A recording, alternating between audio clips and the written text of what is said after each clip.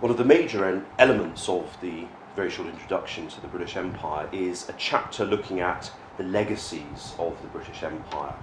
Now, it's one of the more controversial elements, but I thought it was important to cover because in many ways this is how so many people encounter the British Empire and debates about it. In many ways, one of the major legacies of the British Empire are today's debates in the media that will often be viewed by members of the public. So this idea of, was the British Empire the best thing since sliced bread, or was it actually a shameful part of our past? And it seems that the debate is very often polarised. And so I wanted to look into that a little bit in this book, but it's certainly controversial territory, and indeed territory that some of the readers of early versions of the proposal said that I should leave well alone, but I felt that it was something that needed to be addressed. When we're looking at legacies, of course, there are the obvious ones. People will often talk about railway networks, cricket, the English language, the Commonwealth, and all of those things, and they're important and quite obvious legacies. There's also, of course, the legacy of the nation state, which is the source, as we know, of many problems in the world today. The fact that the European empires, when they broke up, in many parts of the world left nation states that weren't fit for purpose, and that people have struggled to operate ever since. And then there are, of course, the more obvious issues of border lines that are sometimes disputed in parts of the world, like the old northwest frontier of India.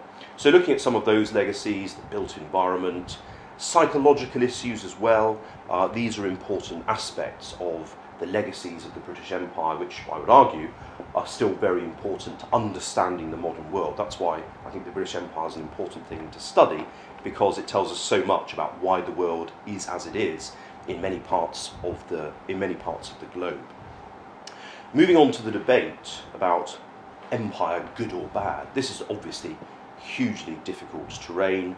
As very, very renowned imperial historians have said before, the problem with this debate is if you hate the British Empire or love it, the Marmite-like effect, you can cherry-pick examples from both sides to say that it was a wonderful thing or that it was an awful thing. And it's full of paradoxes, of course, as you would expect anything. You know, we're talking about 400 years of history over a quarter of the globe and more, so it's going to be complex. There's no one-size-fits-all answer. On the one hand, for instance, you have the British Empire, Britain being responsible for abolishing the slave trade, good thing. On the other hand, of course, Britain had been the world's biggest slaver, bad thing. And one encounters those kinds of really, really blunt paradoxes when looking at the history of the British Empire and its legacies. I suppose the conclusion I come to is that overall, empires are all about exploitation, fundamentally, even though there might be some extremely altruistic activities and motives in the mix as well. But fundamentally, certainly from initial setting up of colonial relationships, exploitations, getting what we want, was very much at the basis, at the root of the relationship. And so things that stem from that are likely not to always be to the benefit of people around the world. And as has been concluded by many historians, overall, probably the British Empire didn't leave a legacy of health, wealth, and happiness.